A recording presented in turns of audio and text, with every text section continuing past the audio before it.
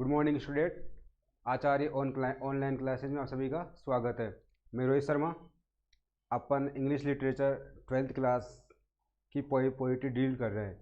अब तक अपन ने 4 पोइट्री पढ़ ली। फर्स्ट पोइट्री थी अपन ने a lecture upon the shadow John Donne. Second poetry थी ऑन टाइम, जो लिखी गई थी किसके द्वारा? ऑन मिल्टन के द्वारा। थर्ड पोइम थी अपनी ऑन शेक्सपियर, जिसको लिखा था जॉन मिल्टन ने। और फोर्थ पोइम थी अपनी द डिवाइन इमेज, इसको लिखा था विलियम ब्लेक ने। फिफ्थ पोइम है अपनी द ह्यूमन एब्स्ट्रैक्ट, और इस पोइम को लिखने वाला है वो भी विलियम ब्लेक हैं। अपन ने विलियम ब्लेक के बारे में पढ़ा था कि विलियम ब्लेक जब एक बार खिड़की में बैठे हुए थे, when he was sitting at the side of window, then he saw an angel at the tree. मतलब जब एक बार वो खिड़की पर बैठे हुए थे, उन्होंने एक पेड़ पर एंजल को देखा। After he had seen angel को देखने के बाद ही began to write the poetry on images. मतलब उसने इमेजेस पर अपनी इमेज को उन्होंने बढ़ा लिया। ही इम्प्रोव इमेज, उन्होंने अपनी इमेज को बढ़ाया, और इमेज को बढ़ाने के बाद में उन्होंने बहुत सारी इस प्रकार की पोइम्स लिखी। और उसने अपनी लाइफ में 2 कलेक्शन लिखे, 2 इम्पोर्टेंट कलेक्शन लिखे पोइट्री के, विलियम ब्लेक के जो वर्क्स थे। उन वर्क्स में 2 इम्पोर्टेंट कलेक्शन हैं, जो सबसे फर्स्ट टाइम इसको 1789 के अंदर लिखा था, द सॉन्ग्स ऑफ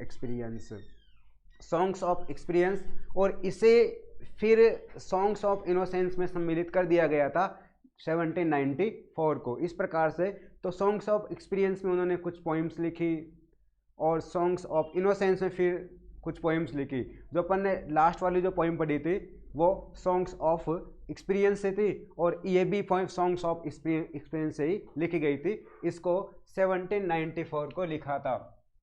इस पोइम को कलेक्शन में सम्मिलित किया गया था 1794 को। जो आपके सामने द ह्यूमन एब्स्ट्रैक्ट पोइम है, इस पोइम को 1794 को कलेक्शन में सम्मिलित किया गया था, पब्लिश किया गया था। इसका जो कलेक्शन था वो कलेक्शन कौन सा था? इसका कलेक्शन था द सॉन्ग्स ऑफ एक्सपीरियंस, लेकिन बाद में इसको द सॉन्ग्स ऑफ इनोसेंस में सम्मिलित कर लिया गया था। सॉन्ग्स ऑफ एक्सपीरियंस था और बाद में इसको सॉन्ग्स ऑफ इनोसेंस में सम्मिलित कर लिया गया था। नेक्स्ट अपन पढ़ते हैं जो पोइम है, ये इमेजेस पर आधारित है, बेस्ड ऑन इमेजेस पर बेस्ड है। Images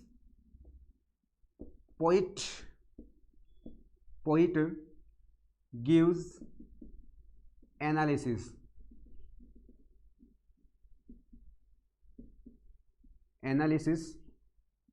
of 4 virtues। 4 virtues, वो virtues कौन कौन से थे अपना? pity, mercy, peace and love। poet gives analysis of 4 virtues। poet यहाँ पर 4 virtues को एनालिसिस करते हैं। नेक्स्ट अपन देखते हैं rhyme scheme of the poem, वो है AABB। Rhyme scheme of the poems AABB, तो ये इसकी पोइम की राइम स्कीम है। ठीक है, इस पोइम को लिखा कौन से पीरियड में था? रोमांटिक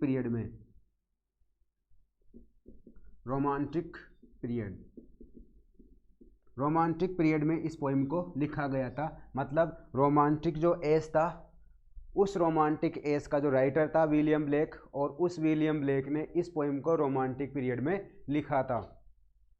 तो इस प्रकार से अपन ने इस पोइम के विशेषताएं देखी। पोइम को कब लिखा गया था? 1794 को। Collection the songs of experience, बाद में इस पोइम को सॉन्ग्स ऑफ इनोसेंस में डाल दिया गया था।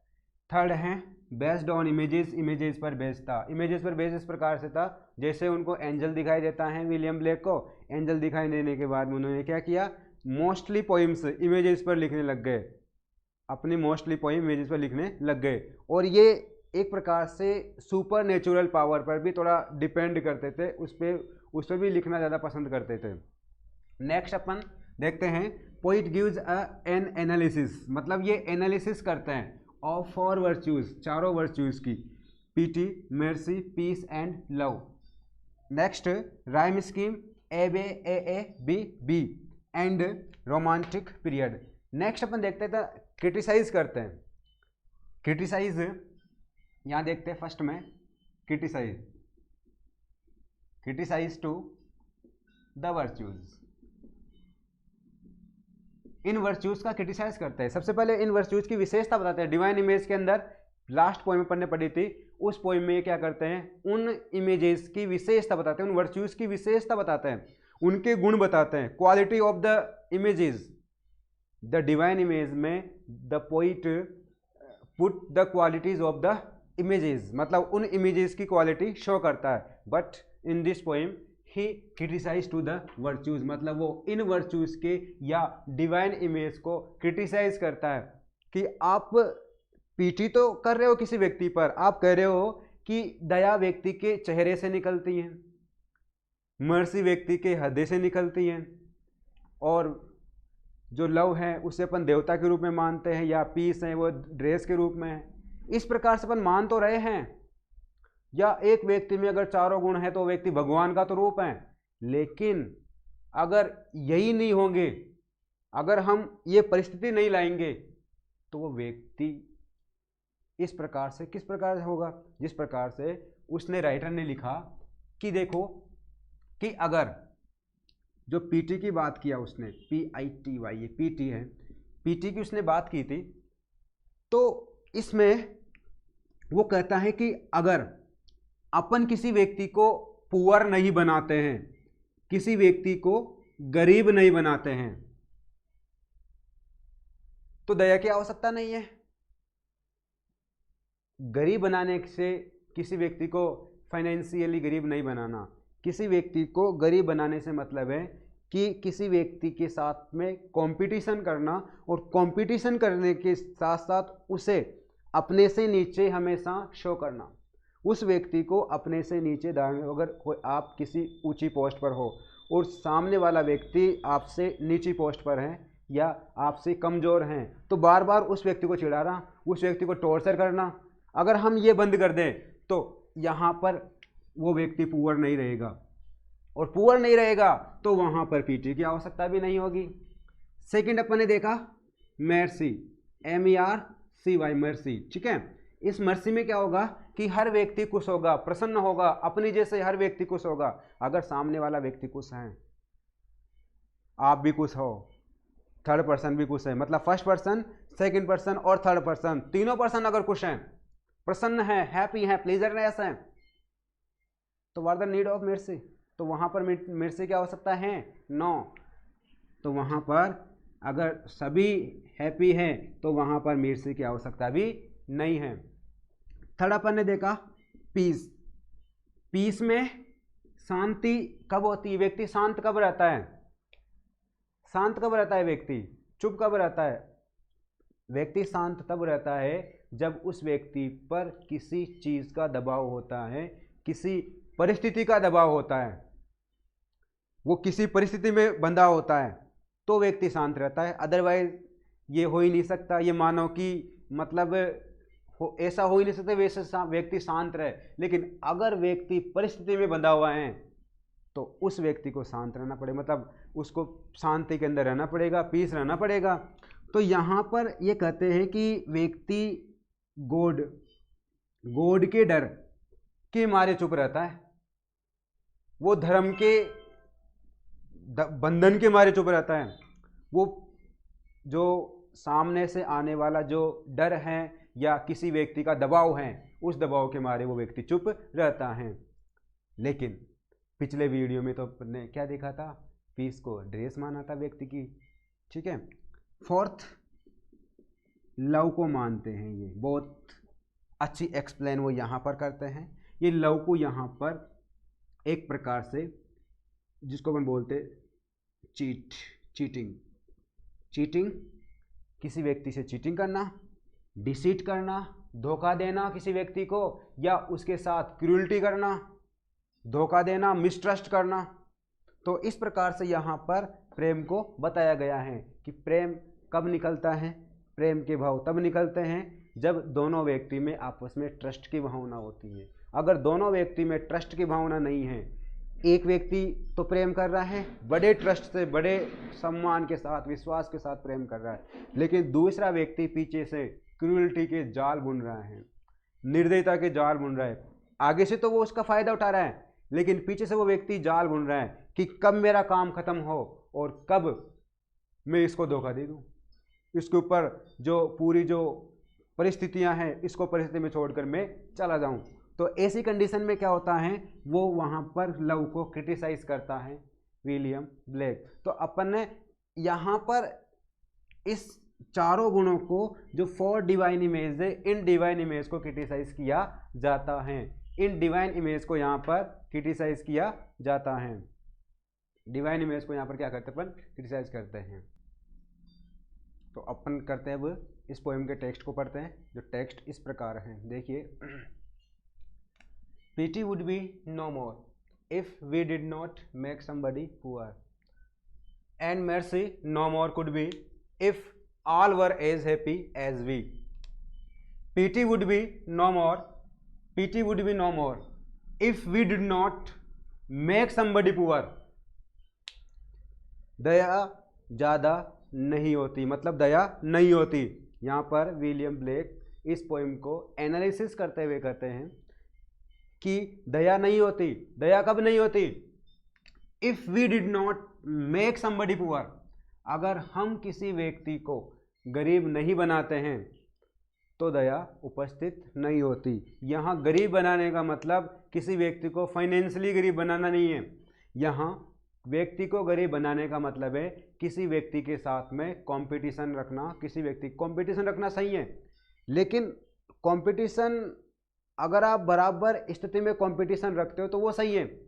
बट अगर कोई व्यक्ति कमज़ोर है, आपसे अगर कोई व्यक्ति कमज़ोर है और हम उस व्यक्ति पर बार बार उस व्यक्ति को टॉर्चर करते हैं, बार बार उस व्यक्ति को उसकी कमज़ोरी याद दिलाते हैं, तो वो व्यक्ति अपने आप को बिल्कुल असहाय फील करेगा और वो व्यक्ति हमेशा दुखी रहेगा।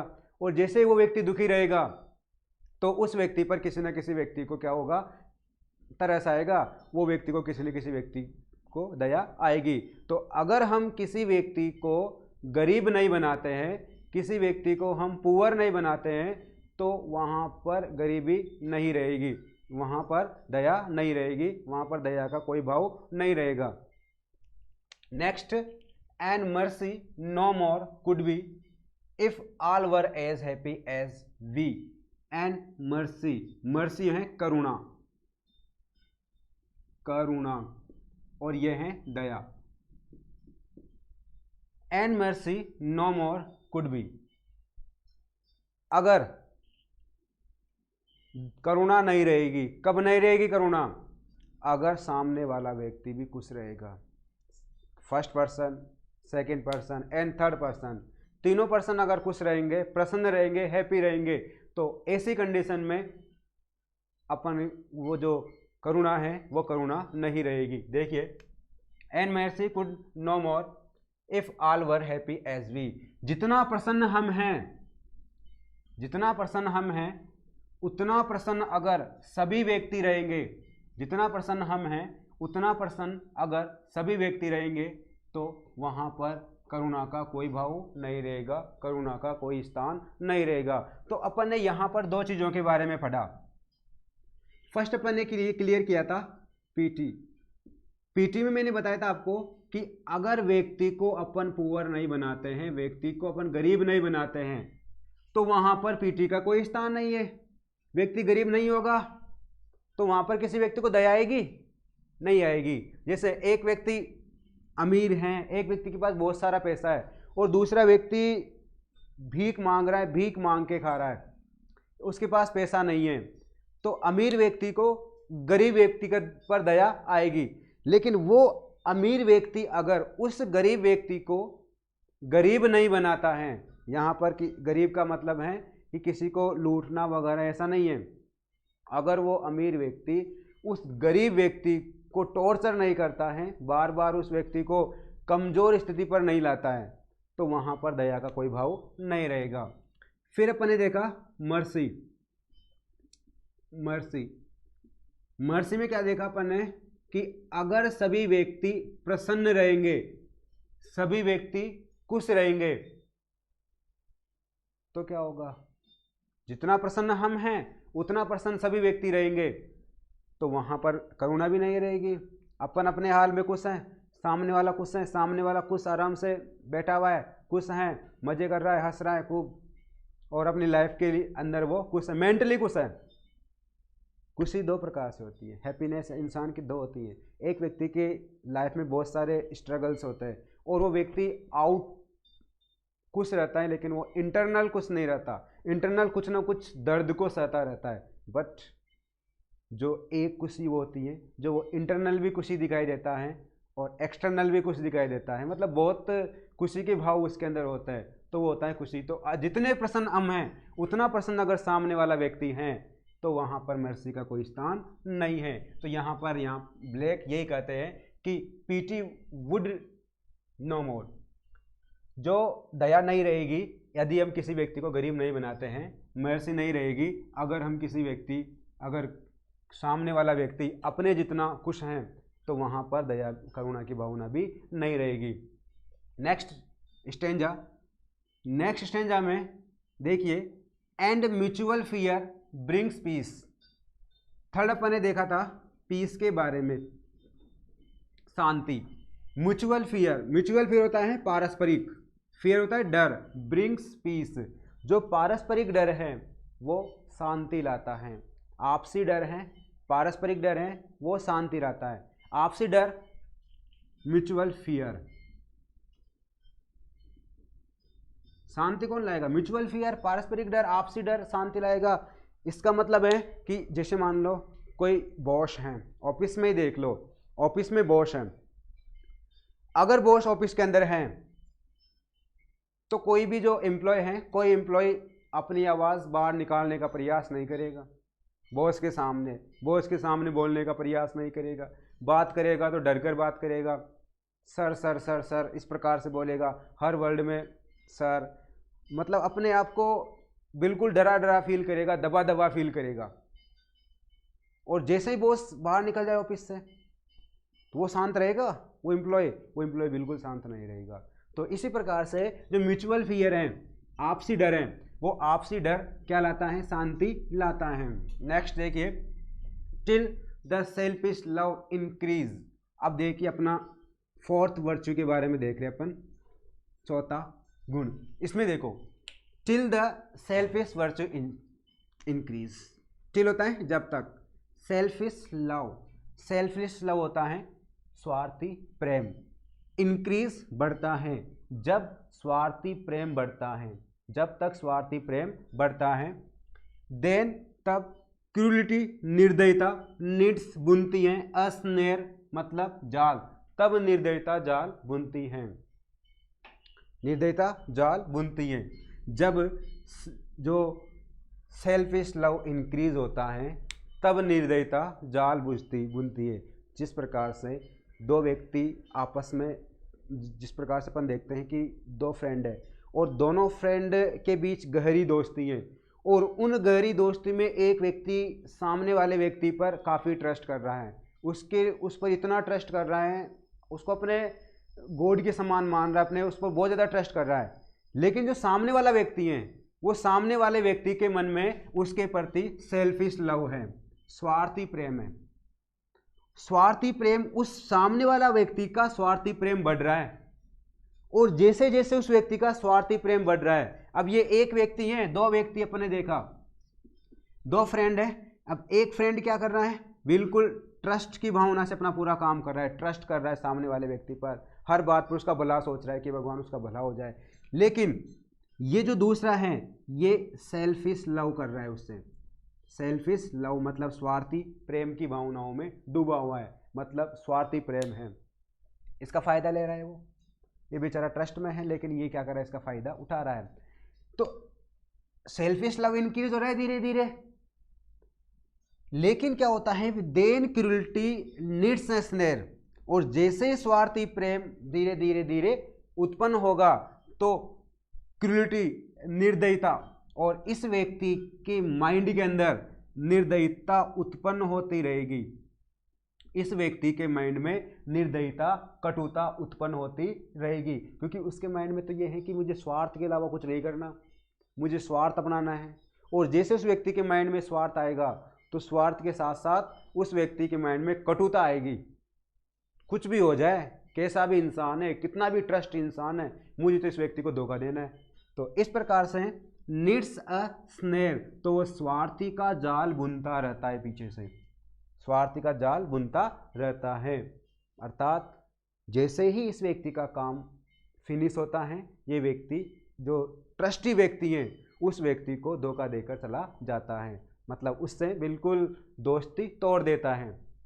आगे देखिए, and spread his bats with care, and spreads his bats with care, और फैला देता है। जब जाल बुनता है तो जाल बुनते समय वह क्या करता है, बैट्स फैलाता है, मतलब जो चारा दाना होता है, चारा दाना जैसे शिकारी होता है, और वो शिकारी क्या करता है, अपना जाल फैलाता है, और वो जाल फैलाकर क्या करता है, जाल फैलाकर उसके अंदर चारा डाल देता है, वो दाना डाल देता है, और जैसे वो दाना डालता है और शिकारी चला जाता है, जो पक्षी होते हैं उस जाल के अंदर आते हैं, दाना चुगने लगते हैं, और जैसे ही दाना चुगते हैं तो उनके जो फंक हैं वो उस जाल में फंस जाते हैं, और फंक जाल में फंसे तो पक्षी फंस गए जाल में। इसी प्रकार से भी क्या करता है, बड़ी सावधानी से विद केयर, बड़ी सावधानी से अपना चारा या दाना उस जाल में फंसा देता है, जाल में फैला देता है। इस प्रकार से स्वार्थी प्रेम, और फिर क्या करता है, उस व्यक्ति को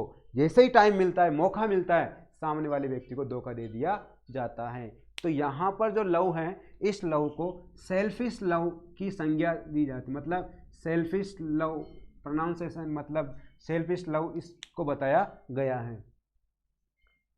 पॉइंट यहाँ पर अपन को पीटी का पीटी पुअर, अगर अपन किसी व्यक्ति को पुअर नहीं करते हैं तो वे दया नहीं होगी। अगर किसी सामने वाला व्यक्ति अपने जितना प्रसन्न है तो वहाँ पर करुणा भी नहीं है।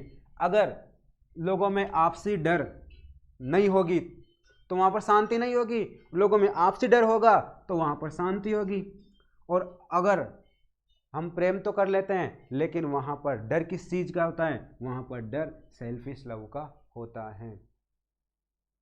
प्रेम तो माना लेकिन वहाँ पर डर सेल्फिश लव का होता है कि सामने वाला व्यक्ति अपन को कितना सेल्फिश लव है या ट्रस्टी प्रेम है। ठीक है, तो इस प्रकार से अपन इसमें देखते हैं। जो विलियम ब्लेक है, इन्होंने बहुत अच्छी बात बताई है, बहुत अच्छी लिखा है इन्होंने। लास्ट पोइम में अपन ने डिवाइन इमेज में मतलब इन इमेजेस के बारे में देखा था, लेकिन इस पोइम में अपन ने क्या किया, इस पोइम में अपन ने इन चारों गुणों के बारे में देखा था। इन चारों गुणों की जो क्रिटिसाइज हैं, जो विलियम ब्लेक है वो इन चारों गुणों को किस प्रकार से क्रिटिसाइज करते हैं, how criticise the 4 images of William Blake. तो अपन इस प्रकार देखते हैं। नेक्स्ट स्टेंजा अपन देखते हैं। देखिए थर्ड स्टेंजा अपना, he sits down with the Holi fear, he sits down.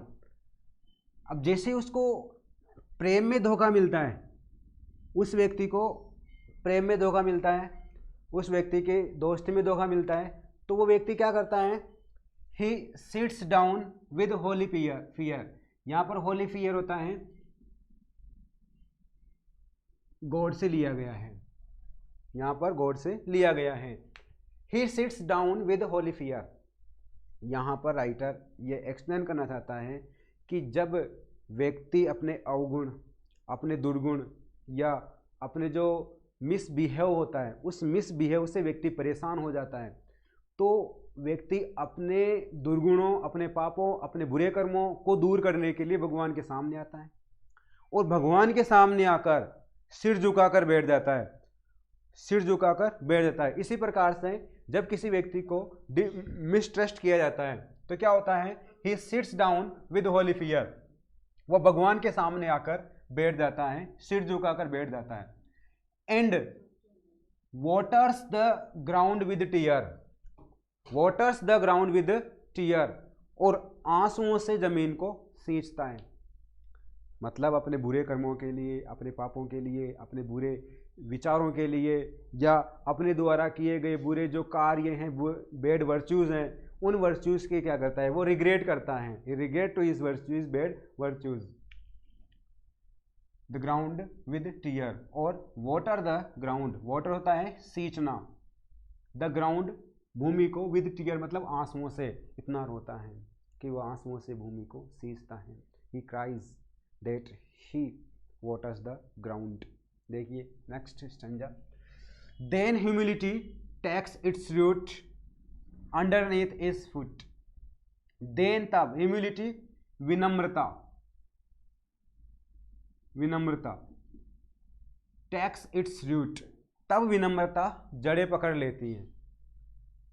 जैसे गॉड के सामने आएगा वो रोएगा, तड़फेगा, खिलखिलाएगा, तो इस प्रकार से क्या होगा, तो वो उसके मन के अंदर ह्यूमिलिटी होगी, विनम्रता उत्पन्न होगी, और जैसे ही मन में विनम्रता उत्पन्न होगी, humility takes its root, humility क्या करेगी, जड़ें पकड़ लेगी, अंडर हिज फुट, उसके पैरों तले जड़ें पकड़ लेती हैं। अर्थात जो उसकी जो आंतरिक स्थिति है, वो आंतरिक स्थिति में किसके भाव उत्पन्न होंगे, उसकी जो आंतरिक स्थिति है उसमें विनम्रता के, ह्यूमिलिटी, पोलाइटनेस के भाव उत्पन्न होंगे, वो व्यक्ति पोलाइट बन जाएगा। तो इन लाइनों का जो एक्सप्लेन है वो इस प्रकार से है कि when a person has been cheated, when a person has been cheated, then he came before the God and sits down before the God and he cries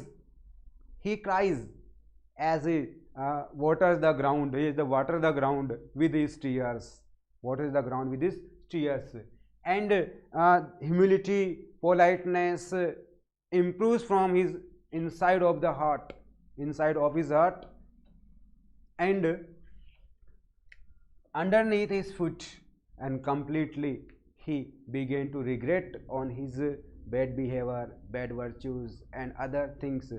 मतलब यहाँ पर राइटर ये कहता है कि अगर व्यक्ति को किसी चीज़ पे धोखा दिया जाता है, व्यक्ति अपने बुरे गुणों से परेशान होता है, या व्यक्ति अपने बुरे कार्यों से परेशान होता है, भगवान के सामने आता है, रोता है, सिर झुकाकर बैठ जाता है, रोता है, गिड़गिड़ाता है, और ज़मीन को सींचता है। किससे सींचता है, मतलब ज़मीन को अपने आंसुओं से सींचता है, मतलब इतना रोता है।